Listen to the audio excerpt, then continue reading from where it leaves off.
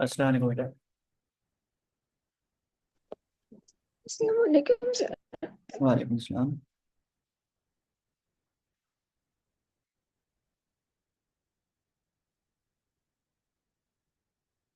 अच्छा, हमने last class में जो अकाउंट्स का डिस्कस किया है वो आपने उसकी रिवीजन कर ली थी? जी सर, कर ली थी। कोई मसला, कोई सवाल? नहीं, आपने क्वेश्चन भेजे करने के लिए। ठीक है, वो मुझे शेयर कर दीजिएगा व्हाट्सएप पे, सही है। जी ठीक है। ओके। अभी जो हमारा टॉपिक है वो ये है कि करंट लायबिलिटी की हमने बात नहीं की कि करंट लायबिलिटी क्या होती है। ठीक है। अच्छा, लायबिलिटीज़ के दो टाइप्स होती है, एक करंट लायबिलिटी होती है और दूसरी नॉन करंट लायबिलिटीज़ होती है। करंट लायबिलिटी को हम शॉर्ट टर्म लायबिलिटी भी कहते हैं। ठीक है, करंट लायबिलिटी को हम शॉर्ट टर्म लायबिलिटी भी कहते हैं या करंट लायबिलिटी कहते हैं, और नॉन करंट लायबिलिटी को हम नॉन करंट लायबिलिटी या लॉन्ग टर्म लायबिलिटीज कहते हैं, सही है। अच्छा, करंट लायबिलिटी क्या होती है? ऐसी लायबिलिटी, लायबिलिटी का मतलब होता है उधार, और उधार के लिए हमने कुछ नाम दिए थे कि ऑन टाइम हो, ऑन क्रेडिट हो, अकाउंट पेएबल हो, आउटस्टैंडिंग हो, ये लायबिलिटी के नाम है। अच्छा, जो पे करेंगे लायबिलिटी को, उधार को हम रेस्पॉन्सिबिलिटी को पे करते हैं। अगर हम पे कर रहे हैं विद इन 1 ईयर, एक साल के अंदर, एक साल के अंदर अगर हम लाइबिलिटी को पे ऑफ कर रहे हैं तो इसका मतलब है वो करंट लाइबिलिटी है। ठीक है, वो करंट लाइबिलिटी है या शॉर्ट टर्म लाइबिलिटी है, या वो शॉर्ट टर्म है या करंट लाइबिलिटी है, दो नाम आ गए। तो कोई सा भी नाम आपसे पूछ सकता है कि करंट लाइबिलिटी क्या होती है या शॉर्ट टर्म लाइबिलिटी क्या होती है। तो वो लाइबिलिटी जो पे ऑफ करें विद इन 1 ईयर, एक साल के अंदर अंदर, या एक साल तक हम पे कर रहे हैं, उसको करंट लाइबिलिटी या शॉर्ट टर्म लाइबिलिटी कहा जाता है। तो इसका एग्जांपल हमने दिया कि भाई अकाउंट पेएबल जितना भी होता है वो शॉर्ट टर्म होता है। ठीक है। अच्छा, अकाउंट पेएबल की डेफिनेशन क्या होती है? The amount which we have to pay supplier. ठीक है, अकाउंट पेएबल का मतलब है हमारी लाइबिलिटी है और करंट लाइबिलिटी है, और इस लाइबिलिटी का मतलब ये है कि हम अपनी लाइबिलिटी रेस्पॉन्सिबिलिटी पे ऑफ करेंगे किसको? सप्लायर को। सप्लायर कौन होता है? जो हमें चीजें प्रोवाइड करता है, गुड्स प्रोवाइड करता है। ठीक है, इसी तरह से नोट पेएबल एक वर्ड होता है, ये लॉन्ग टर्म लाइबिलिटी है। Notes payable long term liability होती है। ओवरड्राफ्ट का मतलब है शॉर्ट टर्म लाइबिलिटी होती है, इसको हम आगे डिस्कस करेंगे, ओवरड्राफ्ट क्या होता है, नोट पेएबल क्या होता है। ठीक है, एक्रूअल वर्ड जहां पर भी आ जाए वो भी हमारी लाइबिलिटी होती है, due but not paid. Accrual word का मतलब होता है ड्यू है हमारे ऊपर लेकिन हमने पेड नहीं किया है। ठीक है, अनअर्न्ड या एडवांस का मतलब क्या होता है? रिसीविंग या कलेक्शन हमने एडवांस में की है, सही है, ये भी हमारे ऊपर लाइबिलिटी होती है। बेटा यहाँ तक समझ आ रहा है? जी सर, आ रहा है। ठीक है, नॉट पेएबल आपकी लॉन्ग टर्म लाइबिलिटी होती है ज्यादातर, और शॉर्ट टर्म लाइबिलिटी आपका अकाउंट पेएबल होता है। ओवरड्राफ्ट आपकी शॉर्ट टर्म होती है, इसको हम आगे डिस्कस करेंगे, एक्रूअल को भी आगे डिस्कस करेंगे। लेकिन एक्रूअल का मतलब क्या होता है? Due but not paid. आपके ऊपर ड्यू हो गया है, आपने पेड नहीं किया है, तो इसका मतलब है आगे जाके फ्यूचर में आप पेड करेंगे, तो ये आपकी लाइबिलिटी हो जाएगी। अनअर्न्ड यानी कि हमने कोई चीज कमाई नहीं है, एडवांस में कोई बंदा हमें पैसे देकर गया है, तो वो भी हमारी रिस्पॉन्सिबिलिटी है, उसको अपनी सर्विस हमें देनी पड़ेगी। तो इसका मतलब अनअर्न्ड जो हमने कमाई नहीं है, हमें रिसीव हुई है कलेक्शन, एडवांस में रिसीविंग हुई है, उसको हम क्या कहेंगे? लाइबिलिटी कहेंगे, सही है, उसको भी हम लाइबिलिटी कहेंगे। शॉर्ट टर्म या लॉन्ग टर्म डिपेंड करता है। शॉर्ट टर्म लॉन्ग टर्म हम कहाँ से पता चलेगा? कितने टाइम पीरियड के बाद पे कर रहे हैं। ठीक है, करंट का मतलब है विद इन 1 ईयर पे करें, और लॉन्ग टर्म का मतलब है मोर देन 1 ईयर, एक साल से ज्यादा में अगर हम पे कर रहे हैं तो उसको हम लॉन्ग टर्म कहेंगे। नॉन करंट लाइबिलिटी या long term liability page of more than 1 year, एक साल के बाद अगर हम पे कर रहे हैं तो उसको हम क्या कहेंगे? Non current liability. जिस तरह से लॉन्ग टर्म लोन्स होते हैं, एक साल से ज्यादा वाले लोन्स होते हैं, या बॉन्ड्स पेएबल होते हैं, ये type of non current liability है। इसी तरह से हमारे पास एसेट्स, एसेट्स की डेफिनेशन हमने पढ़ी हुई है। अच्छा, 4 एम्स जो भी होते हैं ना वो एसेट्स कहलाते हैं, 4 एम्स हम एसेट्स को कहते हैं। यानी कि उसमें या तो पैसे आते हैं, ठीक है, मनी हमारा कैश होता है, कैश हमारा एसेट्स होता है। मटेरियल कोई भी चीज होगी, गुड्स होंगे, वो भी हमारा एसेट्स कहलाएगा। मशीनरीज होती हैं वो भी हमारा एसेट्स कहलाता है।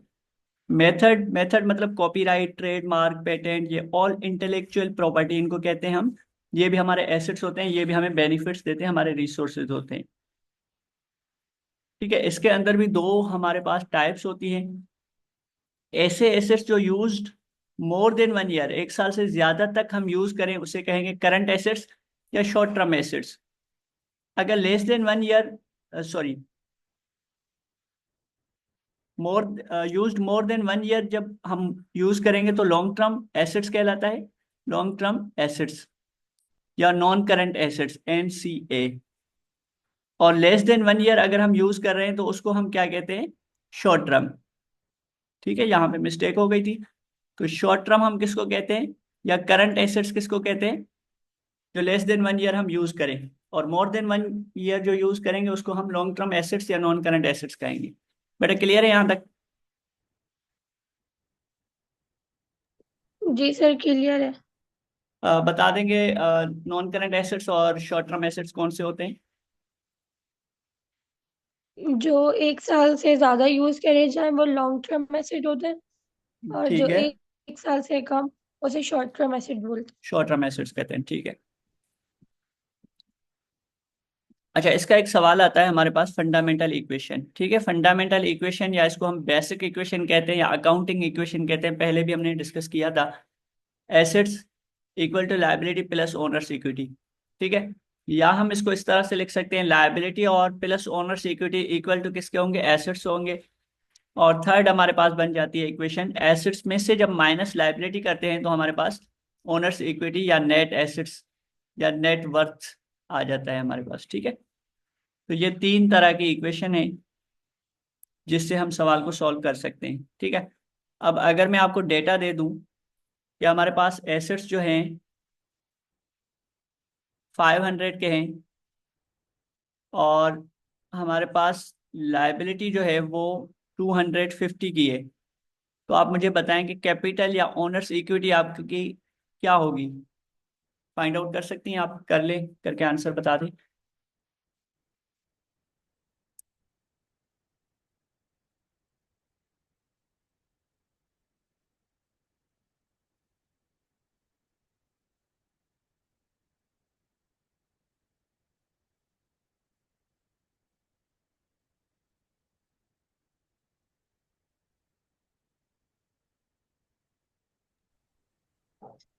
हैं। सर, 757। कैसे किया आपने ये? Sorry sir.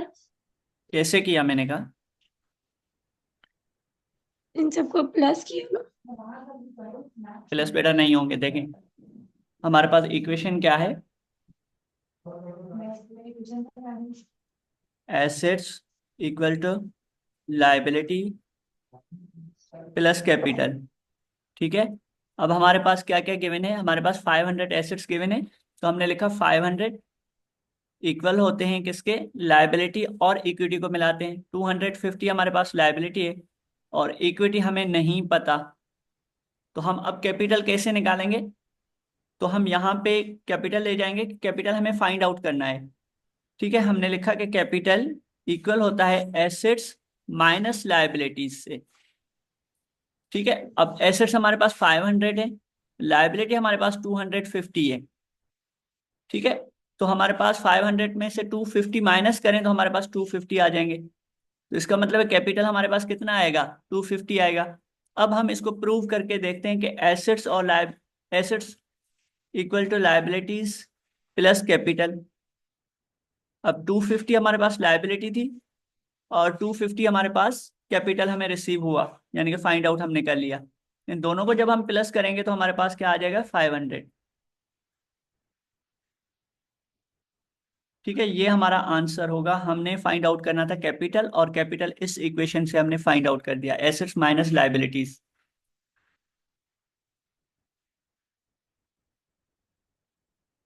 बेटा समझ आ रहा है ये? जी सर, आ रहा है। ठीक है, एक सवाल और दे रहा हूँ, वो आप कर लें खुद से।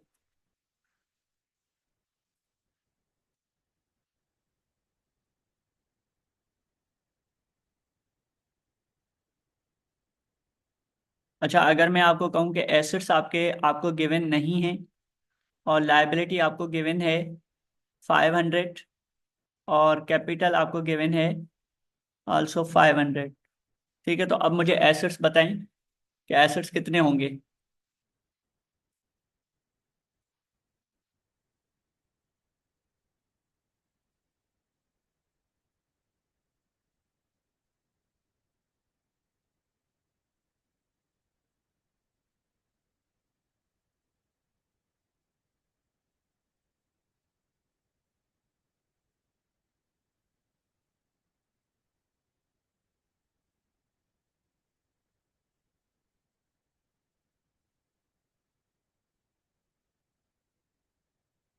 कर लिया।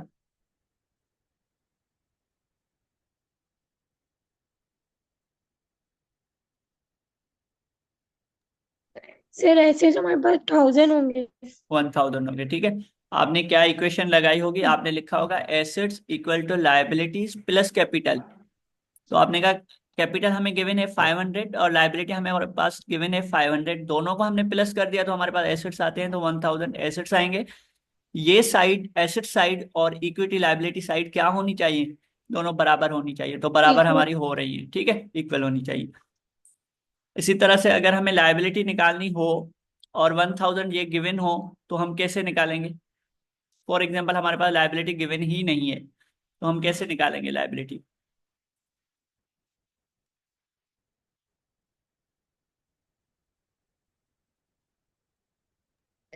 सर एसेट को कैपिटल के बराबर में ले जाकर माइनस करके। माइनस करेंगे, डिफरेंस लेंगे, ठीक है। हम एसेट्स और जी। कैपिटल का डिफरेंस लेंगे, जो डिफरेंस आएगा हमारे पास 500 आएगा, और 500 क्या कहलाएगा, लायबिलिटी, ठीक है। और कुछ इसी तरह से अगर हमारे पास कैपिटल गिवन ना हो, तो हम कैपिटल किस तरह से निकाल सकते हैं, इन दोनों का डिफरेंस लेंगे, माइनस करेंगे, ठीक है। एसेट्स में से माइनस लायबिलिटी करेंगे तो हमारे पास क्या आ जाएगा, कैपिटल आ जाएगा 500। ये तीन पॉसिबिलिटीज आपके पास गिवन होंगी। एक सवाल लाजमी इसमें से आता है कि इक्वेशन में से कोई चीज फाइंड आउट करें, तो आपको पता हो इन दोनों में से कोई भी चीज अगर गिवन नहीं है, तो इसका मतलब है हम क्या करेंगे, एक चीज हमें गिवन होगी और एक चीज जो भी गिवन होगी उसको किससे माइनस करना है, एसेट्स में से माइनस करना है।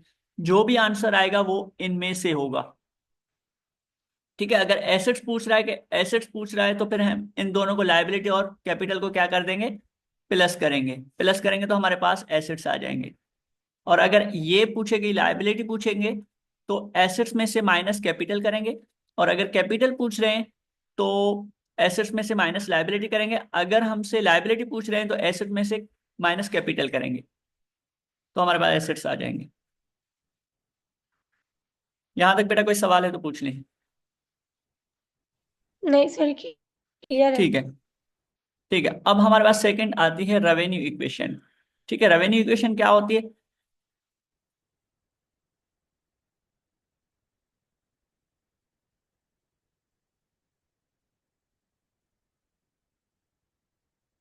ठीक है, रेवेन्यू इक्वेशन हमारे पास होती है revenue minus expense equal to profit या लॉस।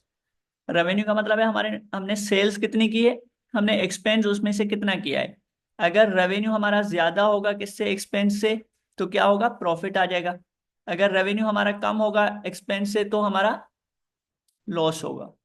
तो दोनों सूरतें आ सकती है, डिपेंड करता है। तो इसलिए हमने क्या लगाया यहाँ पे, स्लेश लगाया है कि प्रॉफिट भी हो सकता है लॉस भी हो सकता है, डिपेंड करता है किसकी नेचर पे, रेवेन्यू के नेचर पे, रेवेन्यू के ऊपर डिपेंड करता है कि रेवेन्यू ज्यादा है या कम है as compare to expense.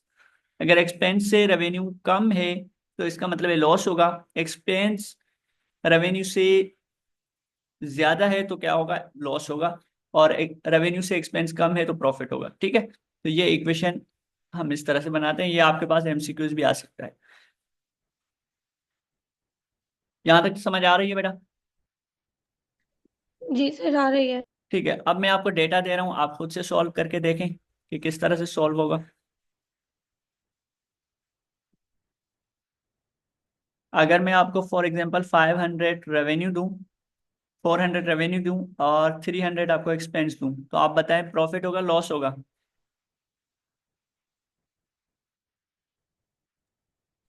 Sir loss होगा। लॉस होगा क्यों, 400 आपकी कमाई है और एक्सपेंस आपका 300 है, तो 300 ज्यादा है या 400 ज्यादा है। सर 400। तो फिर ये आपके रेवेन्यू है 400 और 300 एक्सपेंस है। तो हम माइनस करते हैं, 400 में से 300 माइनस करेंगे तो 100 रुपया हमें प्रॉफिट आएगा पॉजिटिव। हाँ, अगर ये होता कि 400 हमारा रेवेन्यू हो और 500 हमारा एक्सपेंसेस हो, तो हमारे पास लॉस आएगा 100, जिसको हम ब्रैकेट में लिखेंगे। ये बात समझ आ रही है बेटा? जी सर, ये आ 100 रही हो है। जाए, ठीक है। तो ये हमारा प्रॉफिट है, ये हमारा लॉस है, ठीक है। और कोई सवाल पूछना हो आपको? तो हमने आज क्या पढ़ा? अकाउंटिंग इक्वेशन कौन सी होती है? Current library. Accounting equation, accounting equation ये है, assets equal to liability plus capital, asset ठीक है। लाइब्रेरी। हाँ, इसको फंडामेंटल इक्वेशन भी कहते हैं, अकाउंटिंग इक्वेशन कहते हैं, ठीक है। फिर इसी तरह से हमने कहा कि लाइबिलिटी और ओनर्स इक्विटी को क्या करेंगे, प्लस करेंगे, तो इक्वल टू क्या होगा, एसेट्स होगा। और हमने ये कहा कि एसेट्स माइनस लाइबिलिटी कहेंगे तो हमारे पास क्या आ जाएगा, ओनर्स इक्विटी आ जाएगा। फिर इसके अलावा अगर मैं एसेट्स में से माइनस कर दूं ओनर्स इक्विटी, ओ ई, ओनर्स इक्विटी, तो हमारे पास क्या आएगा?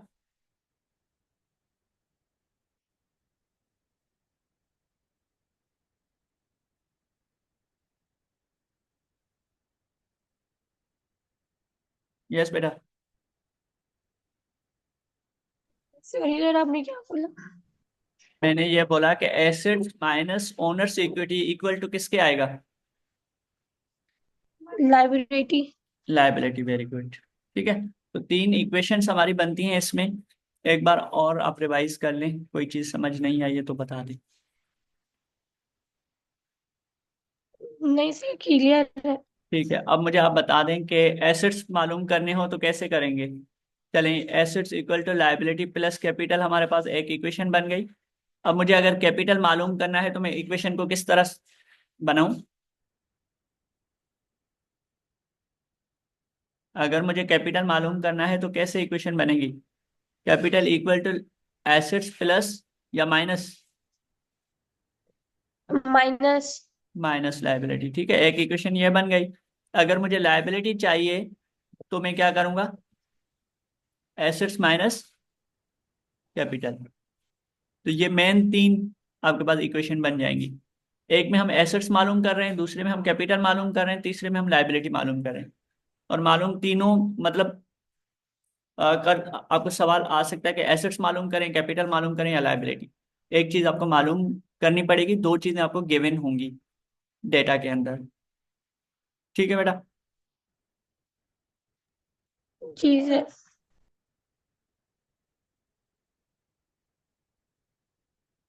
अच्छा, अकाउंटिंग की एक सॉरी इकोनॉमिक की क्लास ले लेते हैं।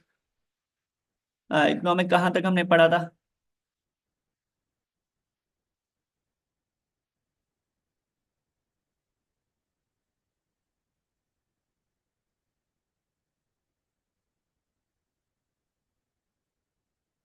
सर एक सेकंड। जी जी।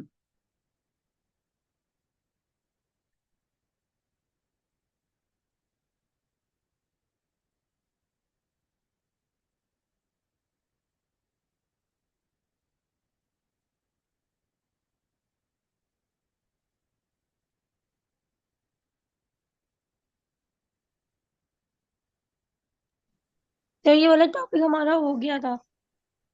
कौन सा वाला बेटा? ये वाला, हाँ, यहाँ तक हमने कर लिया था, सप्लाई तक। यहाँ तक हमारा कंप्लीट था। ऐसा ही है, लॉ ऑफ सप्लाई। जी। ठीक है, आगे हम देख लेते हैं। अच्छा, उसके बाद हमारे पास जो है वो दो ब्रांचेस होती हैं इकोनॉमिक की, ठीक है। एक माइक्रो इकोनॉमिक कहलाता है, एक मैक्रो इकोनॉमिक कहलाता है, ठीक है। अच्छा, माइक्रो वर्ड का मतलब क्या होता है?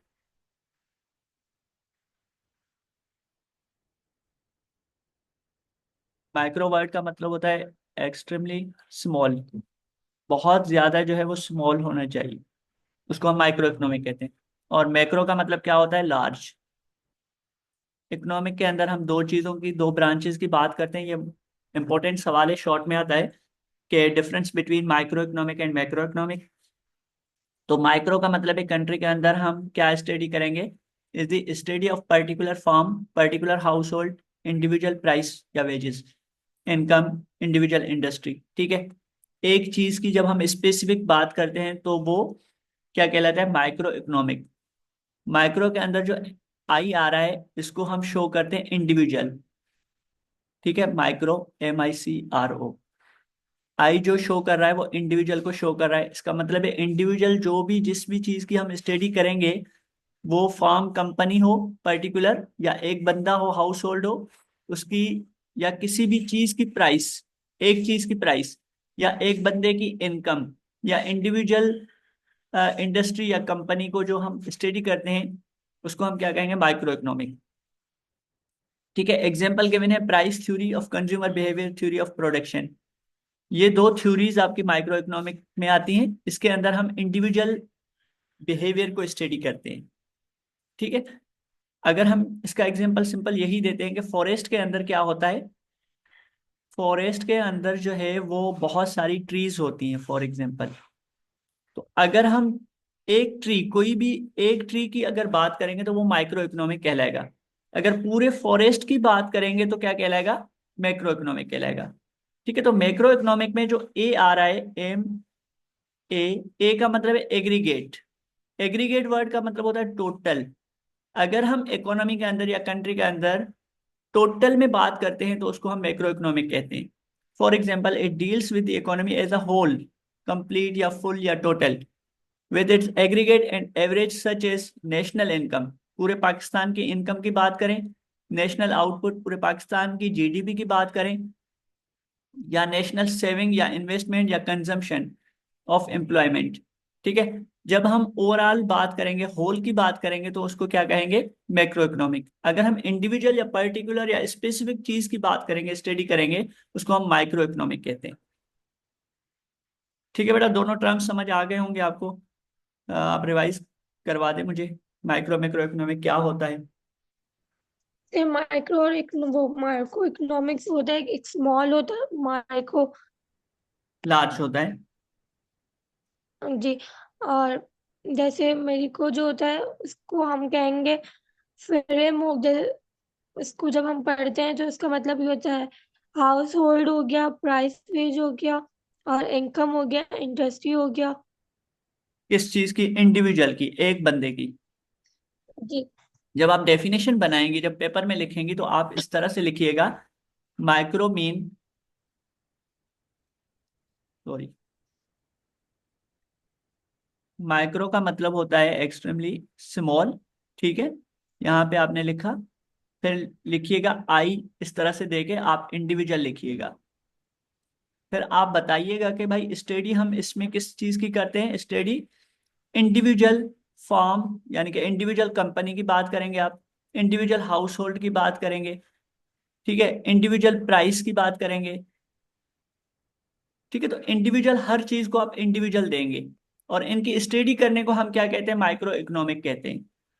Micro I for mean individual. Individual हम किसी भी चीज की इकोनॉमी के अंदर स्टडी करते हैं उसको माइक्रो इकोनॉमी कहते हैं। फिर इसी तरह से आप क्या बताएंगे, मैक्रो, मैक्रो मीन लार्ज आ जाएगा। ठीक है, मैक्रो मीन लार्ज। और A for aggregate, aggregate mean total. अगर हम स्टडी कर रहे हैं नेशनल इनकम, नेशनल लेवल की आउटपुट, नेशनल लेवल की महंगाई, इन्फ्लेशन, ठीक है, तो इस चीज को हम किस चीज में स्टडी करते हैं, मैक्रो इकोनॉमिक की ब्रांच में स्टडी करते हैं। क्लियर है बेटा यहां तक। जी सर, क्लियर है। अब मुझे एक बार बता दें, आप किस तरह से आप लिखेंगे, क्या लिखेंगी, अगर ये सवाल आ जाता है माइक्रो मैक्रो इकोनॉमिक को डिफाइन करें या डिफरेंशिएट करें। से पहले माइक्रो इकोनॉमिक्स लिखकर जी, उसके आई के नीचे वो क्या कहते हैं इंडिविजुअल लिखेंगे। उसके इंडिविजुअल, हाँ वो लिखेंगे। ठीक है, और फिर हम जैसे बताएंगे जो चीजें इंडिविजुअल होती हैं, वेरी जैसे गुड। हाउस हो गया, प्राइस हो गई, हम्म, फॉर्म हो गया, ठीक है, इनकम हो गई, ठीक है, इंडिविजुअल की। इंडस्ट्री हो गई। जी। पर्टिकुलर या स्पेसिफिक इंडिविजुअल की बात करेंगे तो माइक्रो इकोनॉमिक, और होल में बात करेंगे टोटल में पूरे पाकिस्तान की चीजों की स्टडी करेंगे तो मैक्रो इकोनॉमिक। ठीक है बेटा। अच्छा चलें। दो हमारे पास टर्म्स और होते हैं, difference between variable cost and fix cost, ये भी सवाल आता है। दो चीजों को हम डिफरेंशिएट करते हैं। हम कहते हैं इकोनॉमिक के अंदर दो कॉस्ट होती है, खर्चे होते हैं, एक फिक्स होती है और एक वेरिएबल कॉस्ट होता है। ठीक है, फिक्स कॉस्ट क्या कहलाएगी, क्या होगी आपके ख्याल में?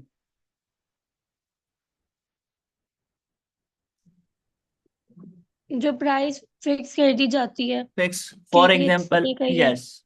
अगर मैं रेंट की बात करूं, ठीक है, एक घर का रेंट है फॉर एग्जाम्पल 1 लाख।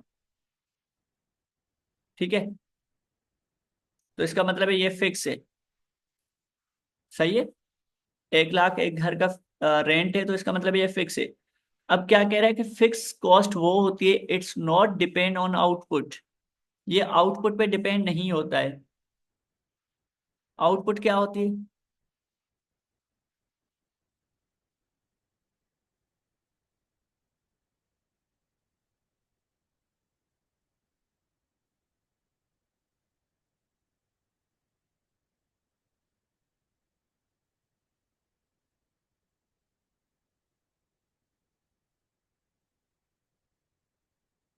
आवाज आ रही है बेटा?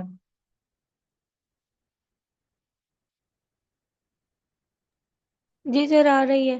ठीक है, फिक्स कॉस्ट का मतलब होता है हमारी फिक्स हो रेंट हमारा फिक्स होता है।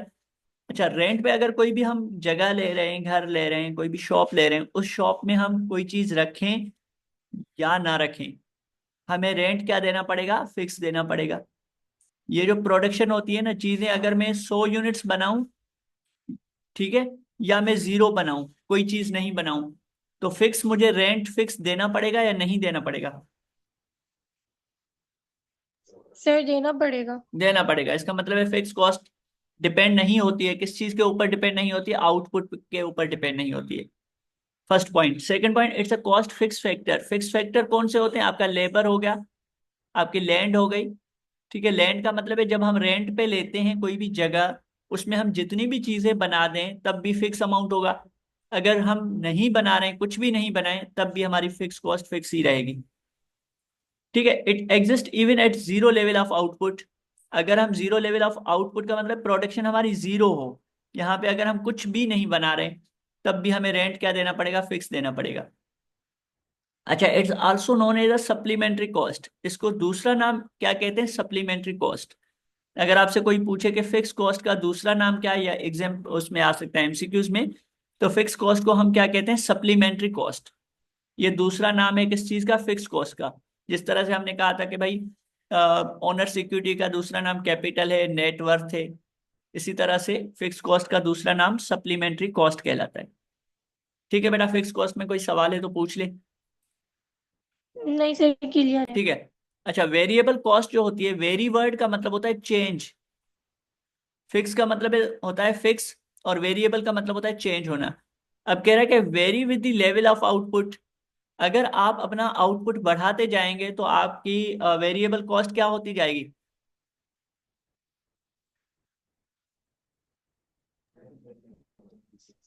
सर, यस, सर बढ़ती जाएगी। बढ़ती जाएगी। फॉर एग्जांपल हम इलेक्ट्रिसिटी का एग्जांपल लेते हैं। 100 यूनिट्स हम अगर यूज कर रहे हैं तो कॉस्ट अलग होगी। 50 यूनिट्स अगर हम यूज कर रहे हैं तो कॉस्ट अलग होगी। अगर हम 10 यूनिट्स कर रहे हैं तो कॉस्ट अलग होगी। ठीक है। अच्छा, मीटर की जो कॉस्ट होती है, अगर हम एक भी यूनिट यूज नहीं कर रहे हैं, तो जो मीटर की कॉस्ट होगी वो क्या होगी? फिक्स होगी। अगर आप 0 यूनिट्स भी यूज करें, 0 यूनिट्स मतलब आप यूज ही ना करें, तब भी आपको कोई ना कोई चार्जेस देनी पड़ेगी। उस चार्जेस को हम क्या कहते हैं? उस चार्जेस को हम फिक्स कॉस्ट कहेंगे। और जो हम जितने यूनिट्स यूज कर रहे हैं, उस यूनिट्स की जो प्राइस होगी वो वेरिएबल कॉस्ट होगी।